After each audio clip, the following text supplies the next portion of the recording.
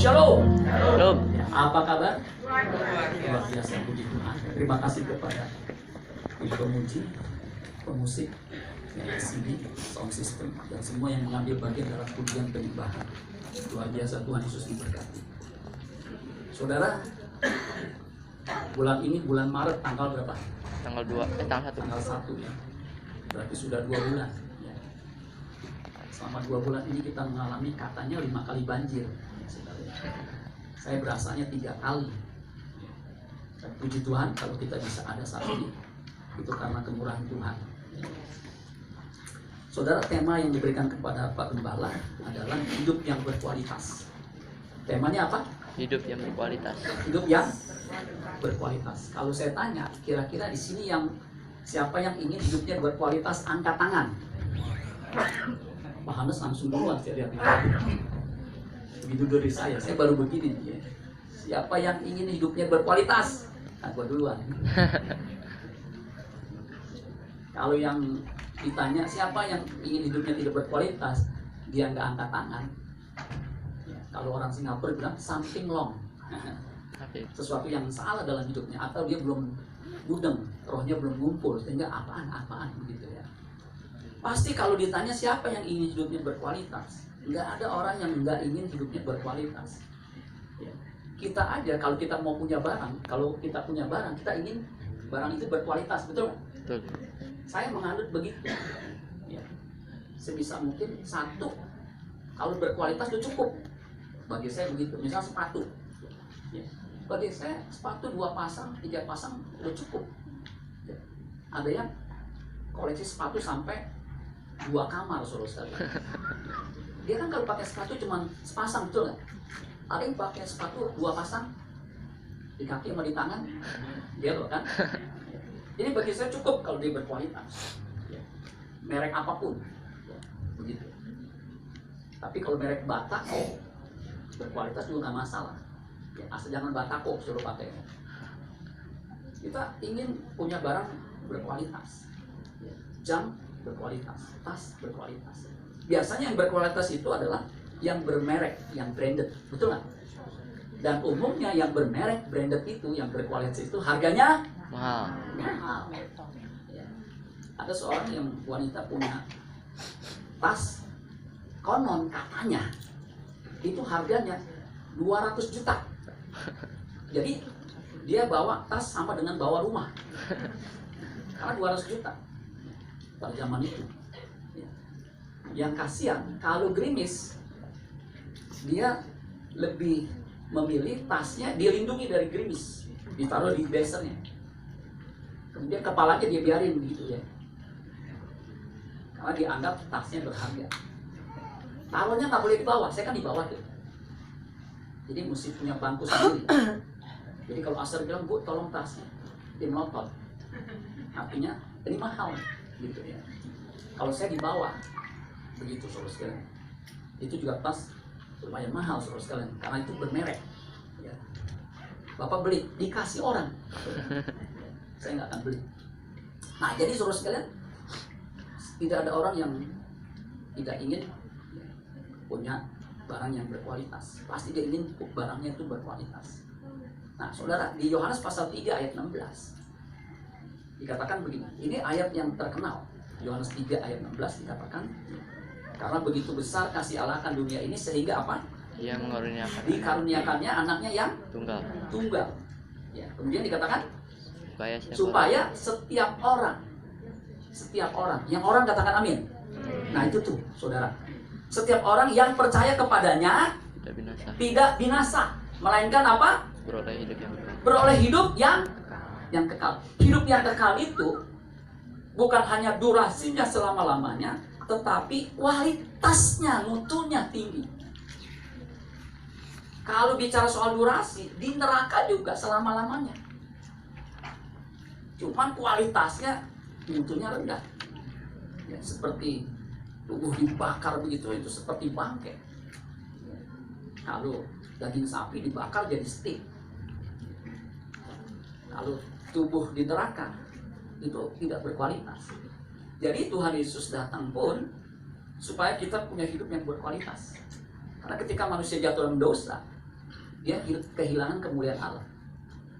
Gambar Allah rusak. Karena ketika Allah menciptakan, dia ingin gambar dan rupanya itu yang diciptakan itu segambar serupa dengan dia. Tetapi karena dosa, akibatnya manusia hilang kemuliaan Allah, gambar Allah nggak ada, hilang. Bukan berarti manusia dibejat, sama sekali enggak. Nah, untuk itulah Yesus datang, supaya manusia diangkat dosanya, kemudian menjadi makhluk yang berkualitas. Nah, hari ini saya akan bicara soal rahasia hidup yang berkualitas. Roma pasal 11 ayat 36. Roma pasal 11 ayat 36. Hadis kisah para rasul itu Roma. Bukannya biskuit, Pak. Itu merek biskuit, saudara. Roma pasal 11 ayat 36 dan juga pasal 12 ayat 1 dan 2. Nanti saudara habis ini ada di depan kita perjamuan kudus. Siapa yang boleh ngambil, Pak? Yang boleh ngambil orang Kristen yang percaya Tuhan Yesus. Udah dibaptis, Pak?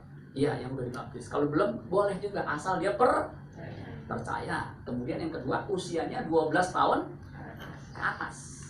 Ya, jadi kalau masih 12 tahun ke bawah, jangan ambil. Tapi anak saya kepengen, Pak, beli bretok. Nah, lebih kenyang. Kalau ini senapan pun nggak kenyang. Ya, lagi pula, ini buat ibadah, saudara ya. Jadi jangan dikasih. Ya. Jadi syaratnya cuma 2. Percaya, ya kalau udah dibaptis bagus. Yang belum nggak apa-apa, kan DPD begitu. Yang kedua, usianya 12. Yang usianya 12 katakan amin. Nah, lebih banyak yang 12 karena 12 sekolah minggu. Saya bacakan, saudara, ayat 36 Roma 11. Sebab segala sesuatu alam semesta ini dan segala isinya, itu segala sesuatu termasuk saudara dan saya, amin, adalah dari Dia. Kita mesti mengerti bahwa kita itu berasal dari Dia. Pak Yogi bisa main. Jadi seperti Daud, hambanya Pak Yogi main, urapan mengalir, saudara diberkati, amin. Makasih Pak Yogi. Sebab segala sesuatu adalah dari Dia, bukan hanya berasal dari Dia, from Him, ya, atau of Him, tetap dan juga apa? Oleh Dia, through Him. Ya, jadi asalnya dari Dia, juga melalui Dia. Dan ini yang penting, pada Dia. Jadi hidup kita, ya, yang di dalamnya adalah di dalam segala sesuatu itu, kita ciptaan Tuhan berasal dari Dia, roh kita dari Dia, harus diarahkan kepada Dia. Jadi kalau hidup saudara diarahkan kepada Dia, hidup saudara akan berkualitas. Aminnya sunyi senyap. Padahal bukan malam kudus. Saya sebenarnya udah siapnya sistematis, cuman karena saya pikir banyak yang penting-penting, saya udah sampaikan aja isi-isinya. Jadi hidup kita yang berkiblat, yang diarahkan, karena kepada itu bahasa Yunaninya eis, ya. Itu artinya ditujukan, diarahkan, kiblatnya sampai muka kita, hati kita ke arah Dia. Itu hidupnya baru berkualitas. Hidup yang diarahkan yang lain, apalagi ke dunia, tidak berkualitas. Apalagi diarahkan ke barang-barang branded, itu jadi gelok, jadi nggak berkualitas. Amin, saudara sekalian. Bagi Dialah kemuliaan sampai selama-lamanya. Jadi hidup kita tujuannya hanya untuk kemuliaan nama Tuhan. Amin. Apapun yang kita lakukan, baik makan, baik minum, kita lakukan untuk semua untuk kemuliaan nama Tuhan. Amin. Jadi ketika kita makan pun, kita bisa memuliakan Tuhan. Caranya gimana, Pak? Ambil secukupnya yang kita bisa makan. Amin, saudara sekalian. Karena kalau suruh ambil sebanyak-banyak semunjung-munjungnya, ternyata makanannya kagak enak. Menurut saudara enak, ada babi hong, babi merah, babi kecap, ngumpul di situ semua, termasuk babi ngepet ngumpul. Ketika saudara makan nggak enak, masih 3/4, 2/3. Saudara tinggalin, orang lihat, ya ampun, kesian orang susah, orang miskin. Makanya saudara kalau kondangan atau pesta, ambil secukupnya, amin. tapi sering, saudara. Seringnya itu, Pak. Jadi bagi dialah kemuliaan sampai selama-lamanya. Hidup yang diarahkan kiblatnya kepada Yesus. Makanya ingatlah selalu akan Dia, itu artinya diarahkan kepada Dia. Apapun yang kita lakukan, itu akan memuliakan nama Tuhan. Itu hidupnya berkualitas. Amin. Sesungguhnya hidup kekal, hidup berkualitas itu sudah nampak dari kita hidup di bumi ini. Jadi kalau saudara bakalan hidupnya kekal itu nanti di surga, sudah kelihatan. Kalau hidupnya sembarangan, amburadul, menikah dengan orang sembarangan. Menikah bukan hanya satu istri, tetapi 2. Asal nggak ketahuan, Pak. Iya. Awalnya sih nggak ketahuan, tapi sepandai-pandainya tupai melompat, akhirnya jatuh juga. Sepandai-pandainya kita umpetin bangke, akhirnya kecium, ketahuan juga. Jadi saudara sekalian, ketahuan. Orang hidupnya sembarangan, amburadul, itu orang hidupnya nggak berkualitas, bermutu rendah, itu udah kelihatan di bumi. Saya suka perhatikan ya, kalau anak. Dulu saya punya teman sebaya. Aduh, waktu semea, saya kan semea, SMK sekarang ya. Itu kelas 1 aja. Zaman saya tuh ngegelek, tahu gelek? Saya memang pergaulan saya nggak luas dalam arti wah ke anak-anak begitu. Tapi yang namanya gelek saya tahu. Saya walaupun cupu, culun punya, tahu gelek sama rokok beda, apalagi sama lisong. Dia bilang gini, lu mau cobain nggak ya? Apaan? Ini rokok. Dalam hati saya, bukan rokok, gelek. Dia minum, dia sedot. Dia ke muka saya langsung menghindar. Enggak, dia langsung sedot. Lumayan bagiannya. Saya menghindar. Saya bilang, aduh ini orang begini gimana ya. Setiap kali begitu. Pernah waktu dia masuk kelas, dia begini nih. Untung gak benjok nih. Saya bilang, kenapa lu? Ini kan lagi reply nih. Ini mah beneran jatuh saudara. Saya bilang, aduh, ini kalau nyebrang nggak ketabrak bajanya udah bagus. Kalau ketabrak baja paling juga patah, ya, pingsan, geger otak. Tapi kalau ketabrak bus itu nggak geger otak lagi sebenarnya. Coba gitu. Kelas 2, saya lihat kemana nih orang? Itu pasti nilainya MIFA, Sol paling tinggi. 34, 5. Mungkin nggak naik. Nah yang begini, kalau dia hidup sekarang, kira-kira gimana? Bawa bangke. Sebab apa? Dari umur segitu udah merokok. Gila. Rusak badannya. Kita nggak pernah merokok aja. Kadang-kadang badan kita kalau batuk. Nah, udah kelihatan. Sama. Ya. Kalau hidup kita nggak berkualitas, udah kelihatan. Nanti di sana nggak mungkin. Sebab hanya orang hidupnya berkualitas seperti Yesus saja yang akan masuk ke dalam kerajaannya. Amin. Ketika Yesus dibaptis, ada suara dari langit. Suara Bapa di sorga. Inilah anakku yang kukasihi, kepadanya aku berkenan. Kelihatan. Berkenan karena berkualitas. Dan itu berlaku buat kita semua. Ketika kita percaya Yesus, bukan hanya di mulut, tetapi di tindakan. Tindakan-tindakan kita itu berkualitas. Sehingga hidup kita menyenangkan hati Tuhan. Makanya bukan orang berseru-seru Tuhan yang masuk dalam kerajaan surga, melainkan mereka yang melakukan kehendak Bapakku yang di surga. Aku sudah mengusir setan demi namamu, bernubuat demi namamu, bahkan mengadakan banyak mujizat demi namamu. Yesus berkata, nyah kamu pembuat kejahatan, aku tidak pernah mengenal. Tidak pernah mengenal. Itu bukan hanya dia nggak tahu, tetapi nggak bisa menikmati. Orang yang tidak berkualitas itu tidak bisa dinikmati. Salah satu barang itu berkualitas, dia bermanfaat, bisa dinikmati. Amin saudara sekalian. Makanya selama kita hidup, kita mesti ngerti nih, hidup kita mesti berkualitas.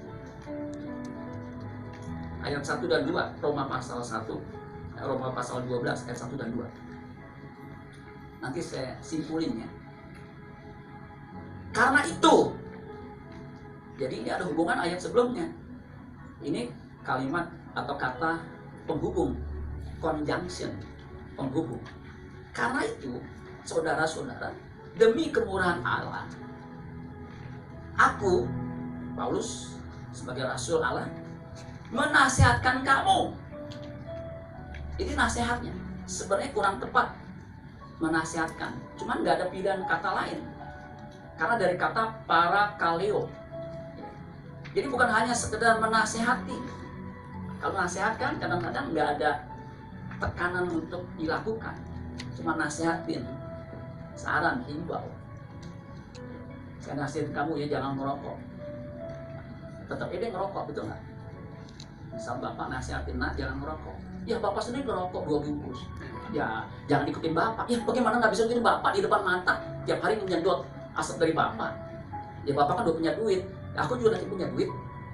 Itu rokok dari mana? Rokoknya bapak. Oh iya ya. Pantesan setiap hari hilang 4 batang. Bapak pikir jin tomang yang ngambil. Ternyata tuyul. Loh, kenapa? Contoh. Nah, nasihat seperti itu nggak powerful. Kalau Paulus nasihatnya powerful. Karena dia sudah melakukannya. Amin. Jadi pemimpin, orang tua, kalau ngomong itu nggak punya kuasa, nggak punya power. Sebab dia tidak memberikan contoh. Yesus memang senang dipuji. Tetapi dia bukan hanya senang dipuji. Tetapi dia senang untuk kita teladani. Amin. Kita ikuti cara hidupnya. Karena cara hidupnya cara yang berkualitas, hidup yang berkualitas, hidup yang berkenan. Karena itu, saudara-saudara, ada pendeta ngomongnya bukan saudara-saudara, susu-saudara. Jadi kalau dia ngomong begitu, saya tahu deh, pendeta ini susu-saudara. Demi kamu, demi kemurahan Allah, aku menasihatkan kamu, para kaleo atau para kalin. Jadi ada dorongan, ada sedikit tekanan, ada sedikit paksaan supaya dilepaskan.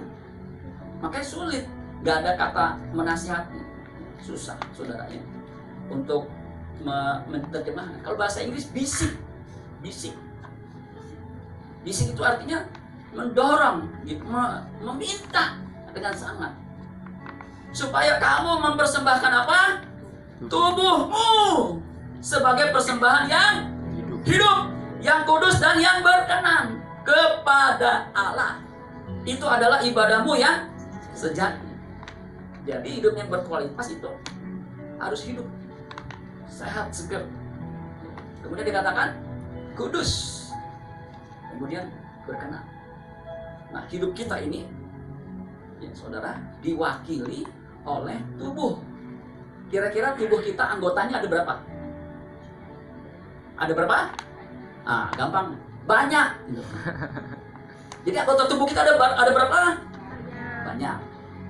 Menurut kedokteran ada 62 lebih. Nggak percaya Pak, hitung sendiri nanti. Tapi harus kebaktian hitungnya. Nah, apapun yang kita lakukan, kita pikir, kita berpikir, kita berkata, kita mendengar, kita berucap sama berkata, mendengar, melihat, itu diwakili atau menggunakan anggota tubuh kita. Misalnya berpikir pakai otak, obeng, berpikir pakai otak. Nah, otak ini, maka otak ini mesti bersih, mesti murni, mesti diisi firman Tuhan. Melihat pakai mata ini jangan dipakai untuk melihat yang nggak patut. Mendengar, yang kupingnya 2, saudara 2. Kenapa kupingnya bisa 2? Supaya enak didengar. Pernah kuping saya budek, yang sebelah, aduh, nggak nyaman. Saya bilang, kok kuping saya begini nih? Kalau dia kan kupingnya udah kena stroke telinga. Tapi puji Tuhan, syukur alhamdulillah. Sekarang ini dia udah jarang pakai itunya tuh, alat bantu dengarnya. Padahal itu mahal tuh, pakai baterai. Jadi kalau dia dengar stereo, kiri kanan. Ya, kuping kita kan kiri kanan, nggak ada yang depan belakang terus. Stereo. Nah, ketika kuping saya sakit, saya nggak nyaman ya. Istri saya bilang, lu sih kupingnya kebanyakan dengar pakai headset. Ya bagaimana nggak pakai headset? Istri saya kalau tengah nonton TV, pulmonya sampai mentok semua. Saya bilang, Mam kecil Mam. Makanya saya pakai itu. Ya pagi juga saya ngerjain sesuatu supaya efisien, saya pakai itu. Ini nggak nyaman, aduh. Itu nggak berkualitas tuh. Jadi kalau budek itu nggak berkualitas. Makanya kalau dengar firman Tuhan nggak mau dengerin, budek itu saudara ya, udah berkualitas. Mesti dengerin, masuk kuping kanan, jangan keluar kuping kiri. Jadi pas masuk itu firman cuma dada doang, dah. Kemudian masuk lagi, dah. Kuping saya udah, aduh nggak nyaman. Saya ke dokter, aduh masa dengan sama dokter. Apa yang saya lakukan? Saya bilang, Tuhan, kuping ini saya penting. Udah mata begini, dulu mata saya kena herpes. Aduh, kena herpes mata seluruh sekalian. Ini kan masih bisa ngeliat nih, walaupun kayak orang-orangan sawah semua. Tapi saya nggak bisa beda, masih bisa ngeliat. Yang di depan pasti istri saya. Yang di sebelah ini, kalau nggak salah, Aliando kalau masalahnya. Tapi ketika herpes seluruh sekalian, aduh, sampai saya bilang kalau bisa jangan dibesuk. Tapi ada juga tuh ya, anak muda yang besuk saya. Lu nggak takut kalau ketularan? Ah, saya udah pernah kena om, nggak kebal. Aduh, nggak bisa begini lihat. Nah, kalau lihat gini kan nyaman. Apalagi kalau pakai begini, ganteng-ganteng semua nih ya, cantik-cantik semua. Mata itu digunakan untuk hal-hal yang berkualitas. Kuping. Nah, ini mulut nih. Kalau mulut bahasa Ibrani tahu apa? Bacot. Dijaga terus kan. Jadi jangan sampai bacot kita ini melukai orang. Saya berkali-kali pakai ilustrasi, kalau terima tamu, lihat-lihat mulut kita jaga. Jangan pas masuk nih udah lama nih. Udah lama gak kebaktian, bulan November akhir dia datang. Kan bentar lagi Natal kan? Jangan bilang, tumben lo, mau Natal aja datang. Langsung dia. Tumben lo, Natal, mau Natal datang. Dia langsung begini terus sekali, menyimpang dari jalan yang benar. Jaga mulut kita. Jaga ini kita nih, jempol. Jangan, gua mau komen lah, kurang ajar begini. Padahal dia belum baca sampai habis, nggak taunya salah tafsir. Jangan, cerna dulu, begitu. Jadi hidup kita mesti dijaga itu dengan tangan dan mulut. Sama nih tindakan kaki nih, jangan melangkah ke tempat-tempat yang nggak patut. Hindari tempat-tempat yang bisa membahayakan. Sebab kita ini manusia yang lemah, rapuh, bisa jatuh. Makanya Yusuf, dia ngerti tuh untuk mempersembahkan tubuhnya. Makanya ketika dia digoda, waktu dia di rumah Tante Po, dia tahu 17 tahun, itu lagi sehat seger-seger. Ya, potensinya masih kuat. Konon katanya yang menggoda itu adalah istri pejabat, kepala istana. Pada zaman itu punya kebiasaan budaya, istri pejabat itu cantik-cantik. Nggak ada yang kurang cantik. Jadi Yusuf itu memang digoda. Itu sulit untuk ditolak. Kalau yang menggoda itu umurnya udah 60, kemudian badannya kurang bagus, itu bukan godaan, bagi dia itu musibah. Kalau ini godaan, apa yang Yusuf lakukan? Dia menjauhi, membawa tubuhnya nih, hidupnya ini nih. Karena dengan tubuh ini, tubuh maut, kalau Paulus bilang, bisa membawa dia kepada neraka. Mesti jaga kualitasnya. Amin. Apa yang dia lakukan? Alkitab mencatat, lari di tempat pemanasan. Lari keluar. Karena dia tahu hidupnya harus berkualitas. Makanya nggak heran Firaun lihat orang yang seperti ini umur 30 ini jadi pejabat nih. Dan betul saudara sekali, Yusuf itu pejabat luar biasa karena hidupnya berkualitas. Banyak pejabat-pejabat nggak berkualitas kalau ngomong. Dia bilang banjir ini berkah, barokah. Ya rumah lu kagak banjir. Ngomong sama ember. Saya pernah digituin tuh. Di rumah saya, mau ke Cipinang, mau ke Kalimalang, banjir. Mobil saya kan sedan. Jadi nggak bisa yang tinggi-tinggi. Kebetulan ketemu sama orang itu yang berkuasa lain. Om, di depan ini banjir jalan Raja Wali. Ya, itu berkah. saya mau debat lebih tua, saya mau ngomelin lebih kaya, yang punya mall, punya perusahaan. Cuman saya bilang, gitu, iya. Dalam hati aja, dalam hati saya aja, lu belum kena banjir sih ya. Kan mobil saya pernah kena tuh. Aduh, kalau mobil udah kena banjir, baunya na'udzubillah min dzalik. Sampai 30 tahun pun tetap bau, kecuali lempar biru. Jadi barokah. Itu nggak berkualitas.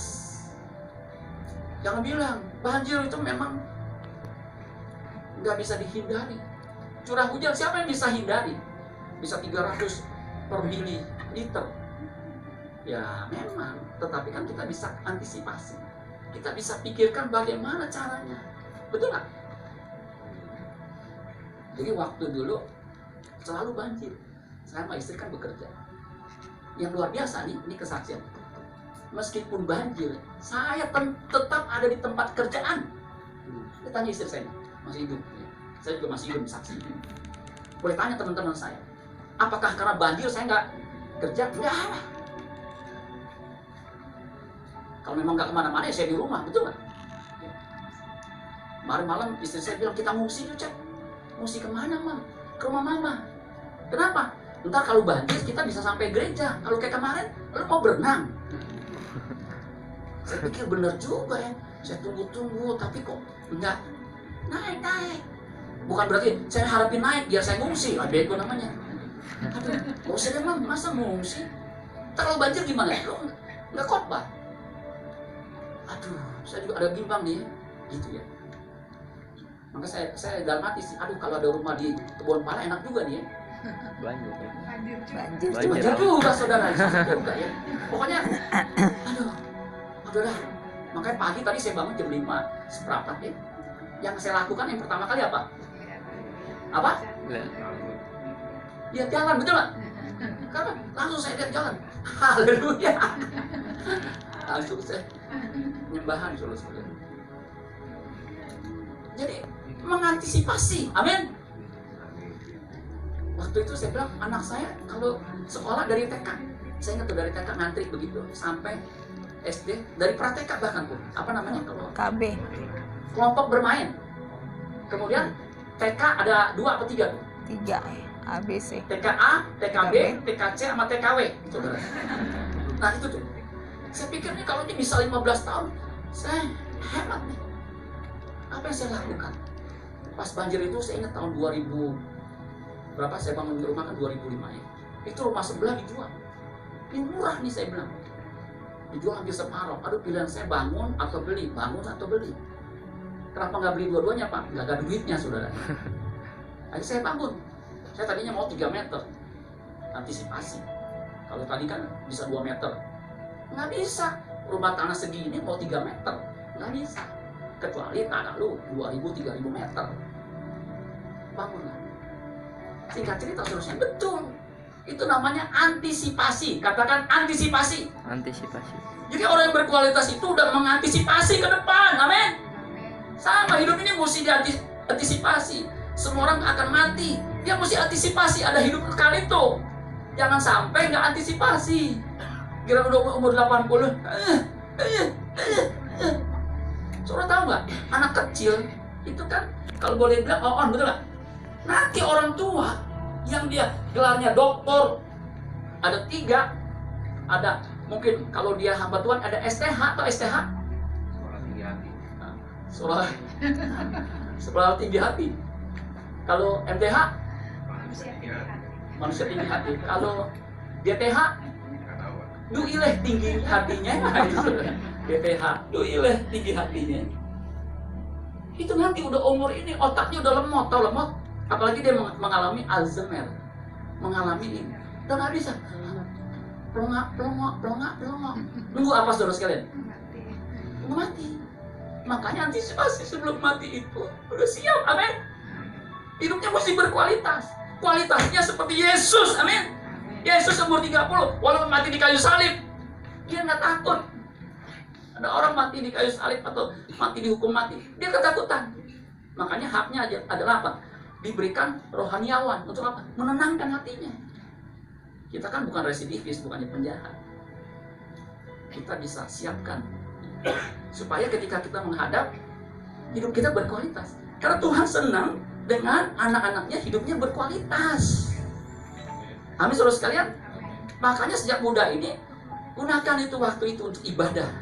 Ibadah sejati itu logikos, latria, itu artinya mempersembahkan seluruh tubuh kita ini sebagai persembahan yang hidup, yang kudus, artinya yang dipisahkan untuk maksud Allah, dan yang berkenan. Itu kualitas tuh. Hidup udah pasti. Kalau mati mah udah nggak ada gunanya. Di Pengkhotbah 9 ayat yang ke-7 kalau nggak salah, anjing mati lebih baik daripada anjing hidup lebih baik daripada singa yang meot. Karena kalau anjing hidup, dia masih punya harapan, masih bisa bermanfaat. Kalau singa, walaupun dia raja hutan, binatang-binatang takut sama dia. Kalau udah meot, kita lewatin dia juga nggak bisa apa-apa, betul lah. Sama manusia juga begitu. Ketika dia hidup, walaupun mungkin saudara sederhana, saudara bisa bermanfaat, bisa berguna. Makanya pelayanan itu nggak harus khotbah. Kalau semua inginnya khotbah, siapa yang mau dengerin? Siapa yang main musik? Siapa yang kolektan? Siapa yang memikirkan hal-hal yang lain? Pokoknya dimanapun kita ditempatkan, kapanpun, itu gunakan. Itu ibadah. Amin, saudara sekalian. Ibadah kita nggak hanya di ruangan gereja ini, saudara. Enggak. Tetapi ketika kita ada di pasar,